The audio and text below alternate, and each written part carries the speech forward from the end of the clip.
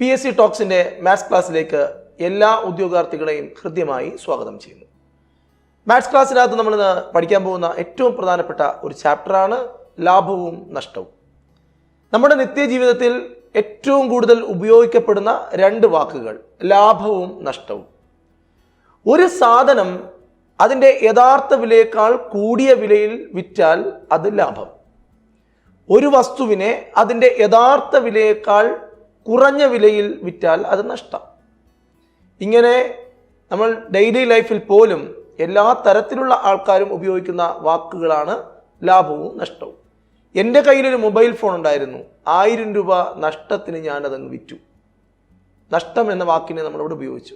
ഒരേ സമയം ഒരു ക്ലാസ് റൂമിൻ്റെയും ഒരു മികച്ച PSC റാങ്ക് ഫീൽഡിൻ്റെയും ഗുണം തരുന്ന ചരിത്രത്തിലെ ആദ്യത്തെ ഓൺലൈൻ PSC ആപ്ലിക്കേഷൻ.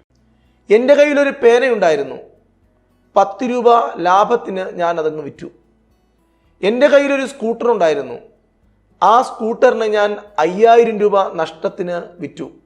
എൻ്റെ കയ്യിലൊരു ലാപ്ടോപ്പ് ഉണ്ടായിരുന്നു, ആ ലാപ്ടോപ്പിന് ഞാൻ 7000 രൂപ ലാഭത്തിന് വിറ്റു.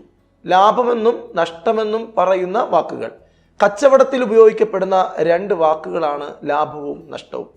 ലാഭവും നഷ്ടവും എന്ന ആ രണ്ട് വാക്കുകളെ ചുറ്റിപ്പറ്റി PSC ചോദിക്കുന്ന ചോദ്യങ്ങളുണ്ട്.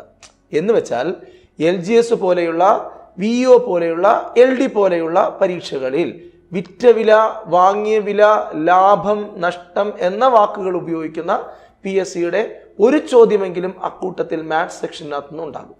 എന്ന് വെച്ചാൽ ഈ പാഠത്തിനകത്ത് നിന്ന് ഈ ക്ലാസ് കേൾക്കുന്നതിലൂടെ നിങ്ങൾക്ക് 1 മാർക്ക് കിട്ടും. For more classes, download PSCtalks.